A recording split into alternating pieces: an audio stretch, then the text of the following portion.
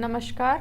Chanakya IAS academy के daily current affair session में आपका स्वागत है। आज है 15 सितंबर और 15 सितंबर से जितने भी महत्वपूर्ण प्रश्न बनते हैं हम उन पर चर्चा करेंगे। हमारा आज का पहला प्रश्न है, हाल ही में हुई 5वीं राष्ट्रीय व्हील चेयर रग्बी चैंपियनशिप 2023 किस राज्य ने जीता है? गुजरात, महाराष्ट्र, कर्नाटक या फिर उत्तर प्रदेश। तो अभी हाल ही में महाराष्ट्र ने राष्ट्रीय व्हील चेयर रग्बी चैंपियनशिप 2023 जीता है। महाराष्ट्र ने 5वीं राष्ट्रीय व्हील चेयर रग्बी चैंपियनशिप 2023 में कर्नाटक पर शानदार जीत हासिल कर चैंपियन का खिताब जीता है।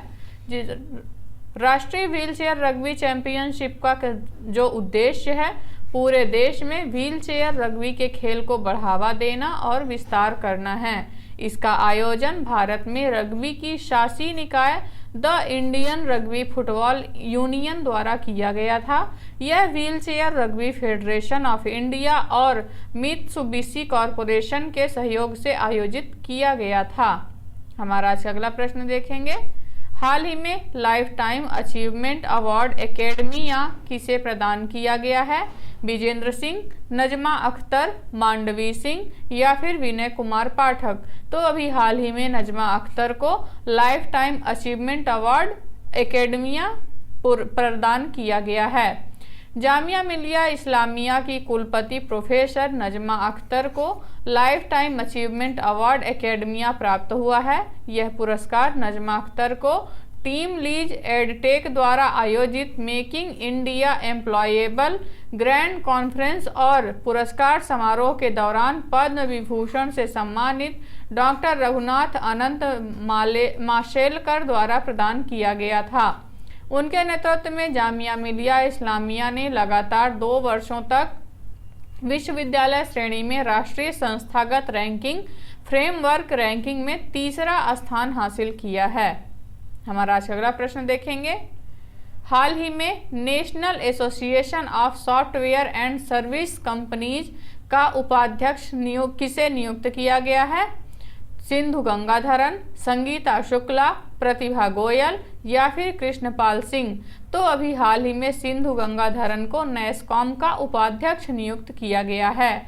सिंधु गंगाधरन जो वर्तमान में सैप लैब्स इंडिया में वरिष्ठ उपाध्यक्ष और प्रबंध निदेशक हैं को national association of software and service companies यानी नैस्कॉम का उपाध्यक्ष नामित किया गया है। गंगाधरन को 2023 से 25 की अवधि के लिए नैस्कॉम जीसीसी परिषद के अध्यक्ष के रूप में नियुक्त किया गया था। Gangadharan Bharat German chamber of commerce की संचालन समिति की सदस्य हैं, जो भारत और जर्मनी के बीच द्विपक्षीय व्यापार और चर्चा को बढ़ावा देने वाला एक उद्योग संघ है। हमारा आज अगला प्रश्न देखेंगे, हाल ही में किसके द्वारा आयुष्मान भव अभियान का उद्घाटन किया गया है? नरेंद्र मोदी, राजनाथ सिंह, द्रौपदी मुर्मू या फिर अमित शाह। तो अभी हाल ही में द्रौपदी मुर्मू द्वारा आयुष्मान भव अभियान का उद्घाटन किया गया है। राष्ट्रपति द्रौपदी मुर्मू द्वारा सार्वभौमिक स्वास्थ्य देखभाल पहुंच के लिए आयुष्मान भव अभियान का उद्घाटन किया गया। आयुष्मान भव अभियान का लक्ष्य भारत भर के हर गांव और कस्बे के लिए कवरेज सुनिश्चित करते हुए व्यापक स्वास्थ्य सेवाएं प्रदान करना है। इसका उद्देश्य यह सुनिश्चित करना है कि कोई भी व्यक्ति स्वास्थ्य सेवाओं तक पहुंच से वंचित ना रहे। यह अभियान स्वास्थ्य विभाग, अन्य सरकारी विभागों और ग्रामीण और शहरी दोनों क्षेत्रों में स्थानीय निर्वाचित निकायों के समन्वय में ग्राम पंचायतों के नेतृत्व में एक सहयोगात्मक प्रयास है। हमारा आज अगला प्रश्न देखेंगे, हाल ही में राष्ट्रीय हिंदी दिवस कब मनाया गया है? 10 सितंबर, 12 सितंबर, 13 सितंबर या फिर 14 सितंबर को। तो हर साल की तरह इस वर्ष भी 14 सितंबर को राष्ट्रीय हिंदी दिवस मनाया गया है। 14 सितंबर को राष्ट्रीय हिंदी दिवस मनाया जाता है। 1949 में इसी दिन हिंदी भाषा को भारत गणराज्य की आधिकारिक भाषाओं में से एक के रूप में अपनाया गया था।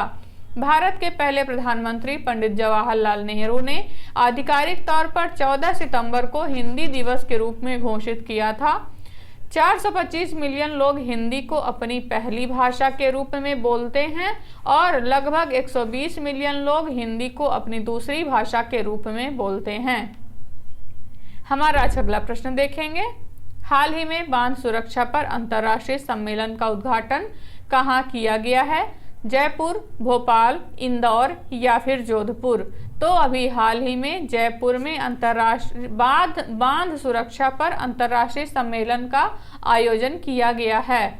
उपराष्ट्रपति जगदीप धनखड़ ने राजस्थान के जयपुर में बांध सुरक्षा पर अंतर्राष्ट्रीय सम्मेलन का उद्घाटन किया।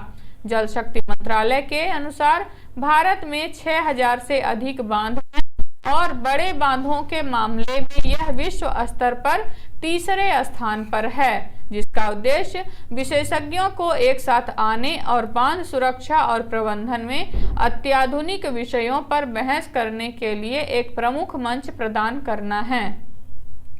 हमारा अगला प्रश्न देखेंगे। डीएमआरसी और किस कंपनी ने संचार आधारित ट्रेन नियंत्रण प्रणाली विकसित करने के लिए समझौता ज्ञापन पर हस्ताक्षर किए हैं? बीईएल, भेल, एनटीपीसी या फिर इनमें से कोई नहीं? तो अभी हाल ही में डीएमआरसी और बीईएल ने एक समझौता ज्ञापन पर हस्ताक्षर किए हैं। दिल्ली मेट्रो रेल कॉरपोरेशन और भारत इलेक्ट्रॉनिक्स लिमिटेड ने स्वदेशी संचार आधारित ट्रेन नियंत्रण प्रणाली विकसित करने के लिए एक समझौता ज्ञापन पर हस्ताक्षर किए, जिसका उद्देश्य भारत में रेल परिवहन को बदलना, नवाचार को बढ़ावा देना, लागत कम करना और ट्रेन नियंत्रण सिग्नलिंग सिस्टम के क्षेत्र में आत्मनिर्भरता को बढ़ावा देना है। संचार आधारित ट्रेन नियंत्रण प्रणाली ट्रेन संचालन को अनुकूलित करेगी और रेल बुनियादी ढांचे का कुशलतापूर्वक उपयोग करते हुए यात्री सेवाओं को बढ़ाएगी। हमारा आज का अगला प्रश्न देखेंगे। हाल ही में जारी Bloomberg Businessweek best B school ranking 2023-24 में भारत के बी स्कूल किस रैंक पर हैं? फर्स्ट, थर्ड, फिफ्थ या फिर इनमें से कोई नहीं?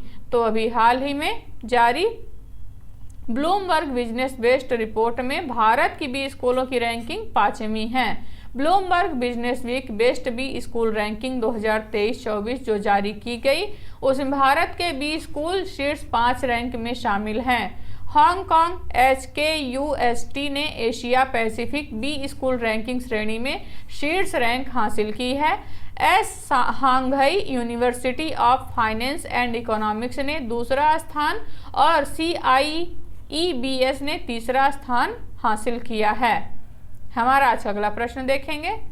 अमेजन के AWS ने अपनी AI क्षमताओं को आगे बढ़ाने के लिए किसके साथ समझौता किया है? नासा, इसरो, जाक्सा या फिर इनमें से कोई नहीं? तो अभी हाल ही में अमेजन के AWS और इसरो ने समझौता ज्ञापन पर हस्ताक्षर किए हैं। अमेजन वेब सर्विसेज ने क्लाउड कंप्यूटिंग के माध्यम से अंतरिक्ष तकनीकी नवाचारों का समर्थन करने के लिए इसरो और भारतीय राष्ट्रीय अंतरिक्ष संवर्धन और प्राधिकरण केंद्र के साथ एक रणनीतिक समझौता ज्ञापन पर हस्ताक्षर किए हैं, जिसका उद्देश्य अंतरिक्ष उद्योग को तेजी से बेहतर निर्णय लेने में सक्षम बनाना, संभावनाओं की सीमाओं को आगे बढ़ाना और AWS स्टार्टअप को उपयोग के मामलों की पहचान करने और समाधान विकास में तेजी लाने में मदद करने के लिए प्रतिबद्ध करना है। हमारा अगला प्रश्न देखेंगे। हाल ही में किस राज्य सरकार ने पहली सेवा क्षेत्र नीति को मंजूरी दी है?